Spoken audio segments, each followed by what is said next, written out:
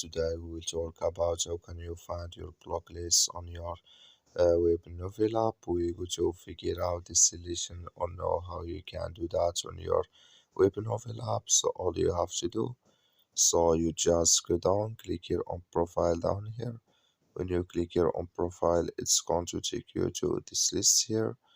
So then all you have to do, you just go above your photo profile, click on it here. Then you come to this list here. Then all you have to do, just go above this sign, click on it.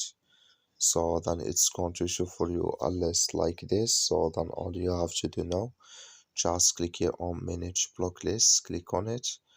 Then it's going to take you to this list. Then here you will find all block users you have. I have no one here, but if you have any of them, you will find them here in this list.